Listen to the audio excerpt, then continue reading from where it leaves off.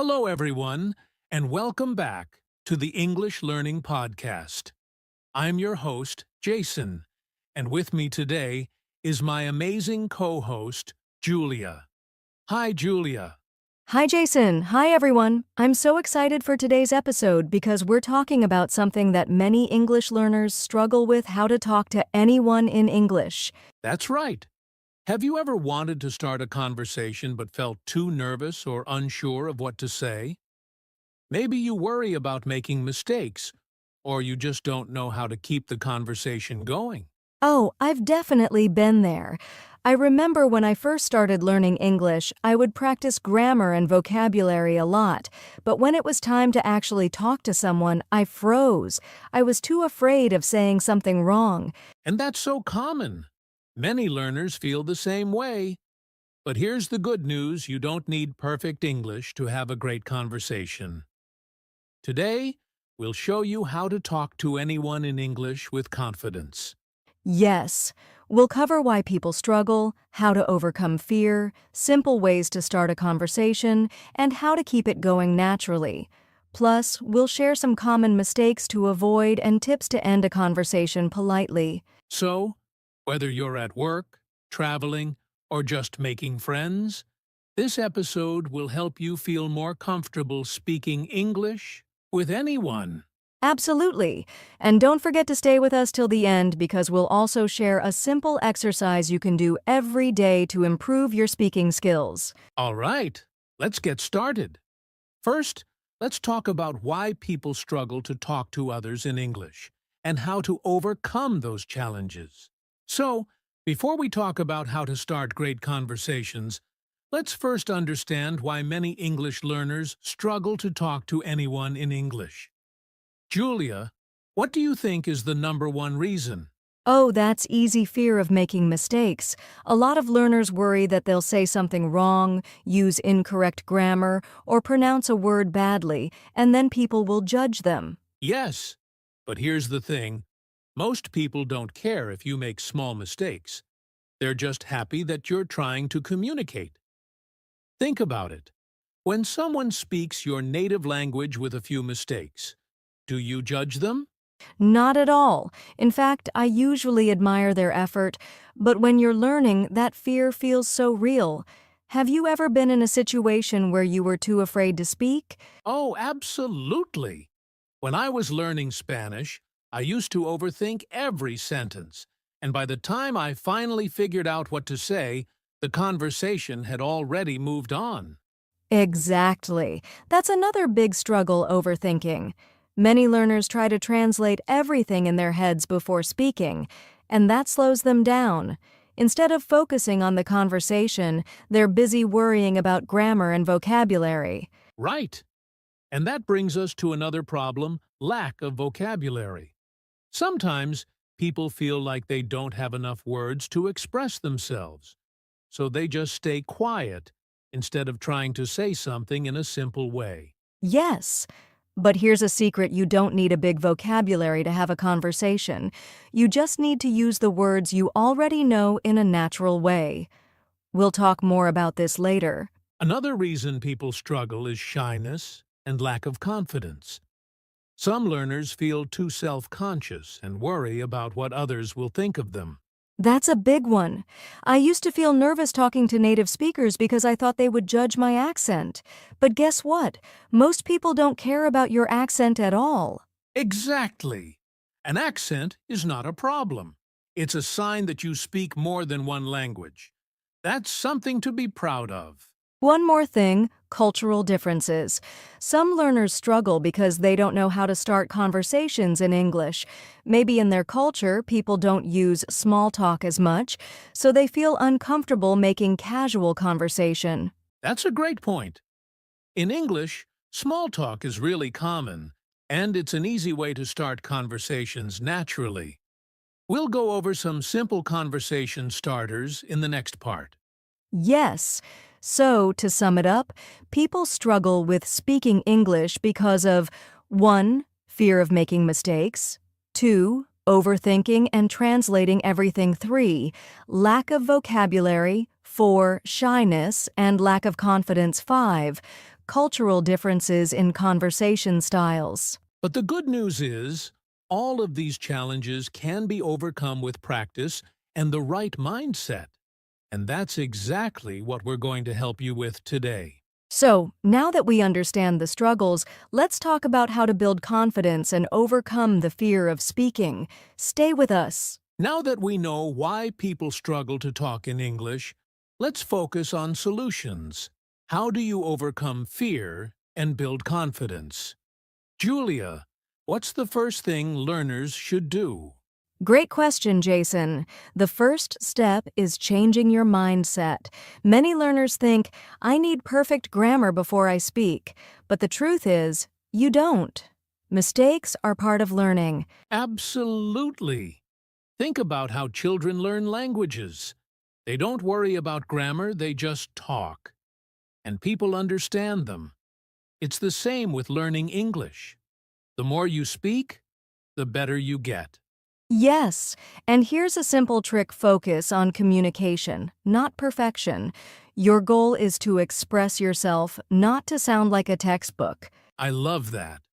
And another way to build confidence is to start with easy conversations. You don't have to jump into a deep discussion on politics.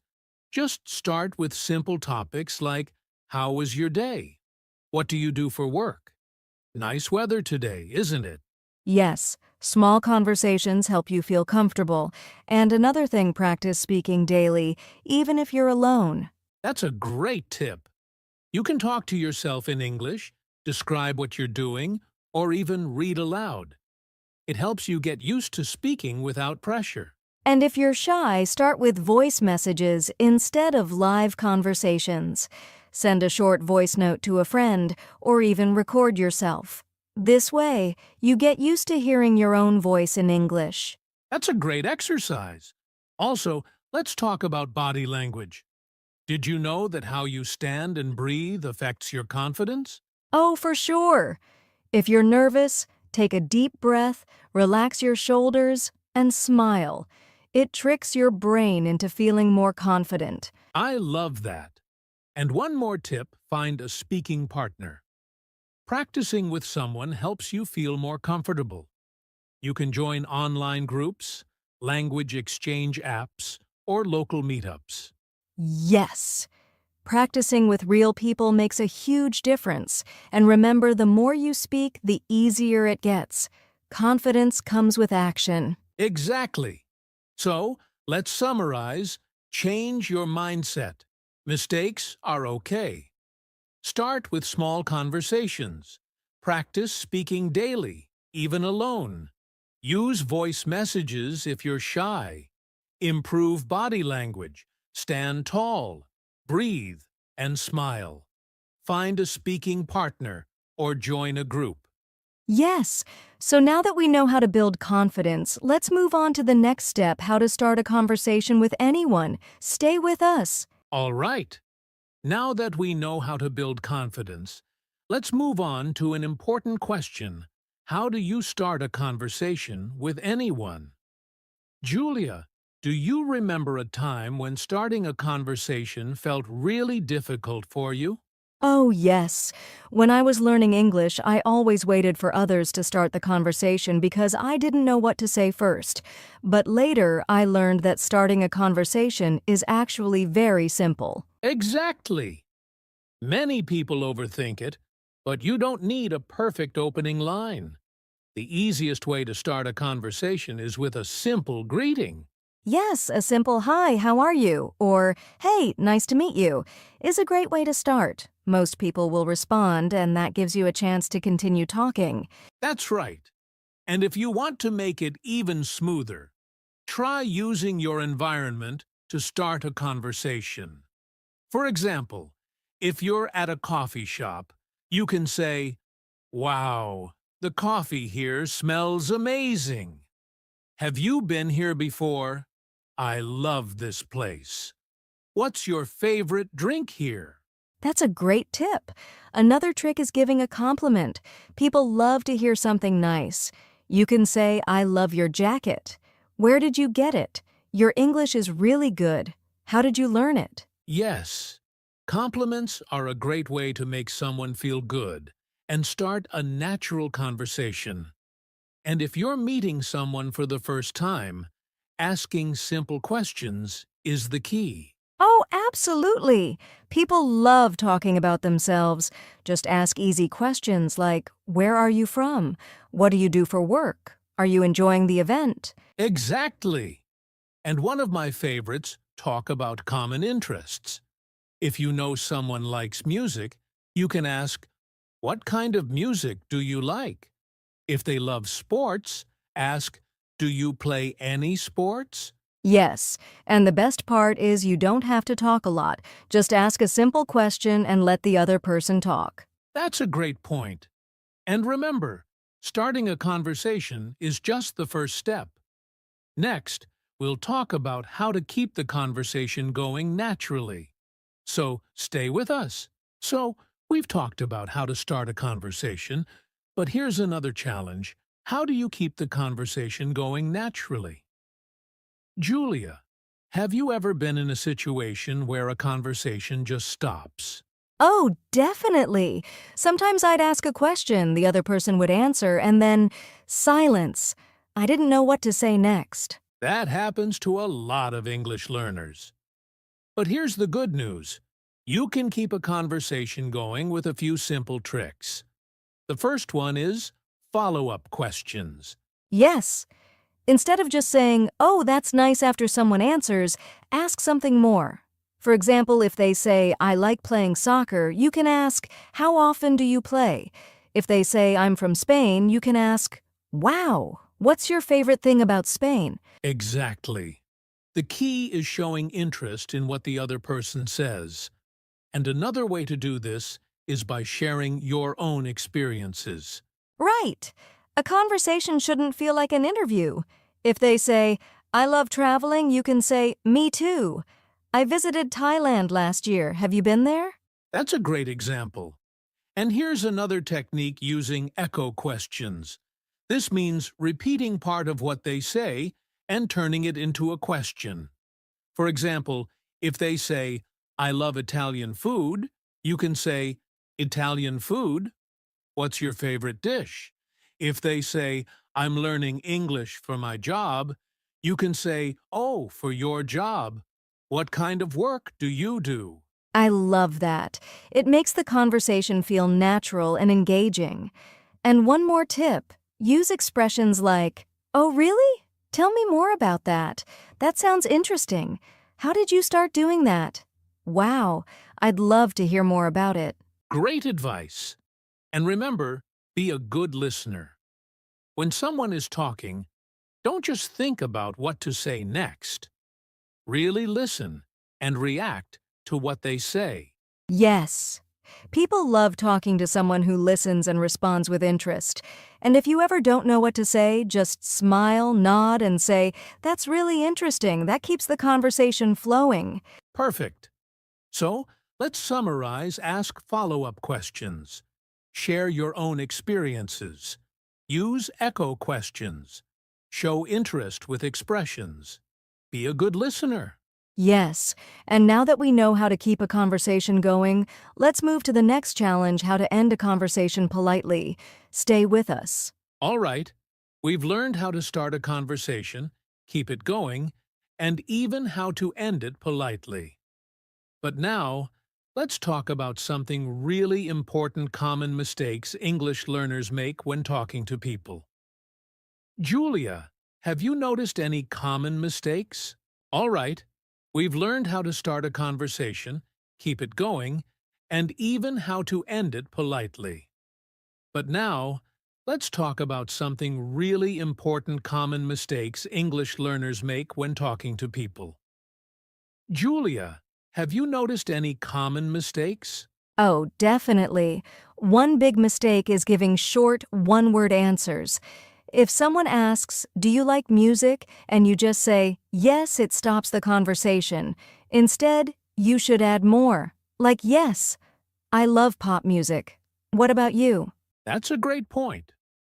Another mistake is talking too much about yourself and not asking questions. A conversation should be balanced. It's not just about what you want to say. It's also about listening to the other person. Exactly. And another mistake is being too afraid of making mistakes. Many learners think, oh no, what if I say something wrong? But the truth is, people don't care if your English isn't perfect. They just care about the conversation. That's so true. And one more mistake, not making eye contact or using body language. If you look away or don't smile, people might think you're not interested. So even if you're nervous, try to smile and look at the person while talking. Yes. So let's quickly summarize the common mistakes to avoid giving short, one-word answers. Talking only about yourself, being afraid of making mistakes, avoiding eye contact or not using body language. Exactly. Avoid these mistakes, and your conversations will feel much more natural. Now, let's move to our final section, practical tips for improving your English conversation skills. Stay with us. All right, Julia. We've talked about how to start and keep a conversation going, but here's another important skill: how to end a conversation politely. Yes, sometimes we don't know how to say goodbye without being rude, but there are easy and natural ways to end a conversation. That's right. The first way is thanking the person and giving a reason to leave. For example, "It was really nice talking to you. I have to go now, but I hope we can chat again soon. I really enjoyed our conversation, but I need to get back to work. Let's talk again sometime." Those are great. Another way is to make future plans before ending the conversation. It was great meeting you. Let's catch up again soon. I'd love to continue this conversation another time. Maybe we can grab a coffee next week? Yes! And if you're at an event or party, you can say, "I won't keep you any longer, but it was great talking to you. I see someone I need to say hello to, but I really enjoyed our chat." Those are all polite and natural ways to end a conversation. The key is to be friendly, smile, and leave on a positive note. Exactly. So, now that we've covered how to start, continue, and end a conversation, let's wrap up with some final tips for improving English conversation skills. Stay with us. Wow, Julia! We've covered so much today: why people struggle to talk in English, how to start a conversation, keep it going, and even end it politely. Now, let's finish with some final tips and encouragement for our listeners. Yes, my first tip is practice every day, even in small ways. You don't need a classroom, just talk to yourself, record your voice, or chat with a friend. Great tip! And my advice is, don't be afraid of mistakes. Mistakes are part of learning. The more you practice, the more natural your conversations will feel. Absolutely. Also, listen to native speakers, watch movies, listen to podcasts, and pay attention to how conversations flow. Yes, and most importantly, be confident and enjoy the process. Every conversation you have in English makes you better. That's right. So, to all our listeners, keep practicing, keep speaking, and remember, you can talk to anyone in English. Thanks for joining us today. If you found this podcast helpful, don't forget to subscribe and share it with your friends. See you next time.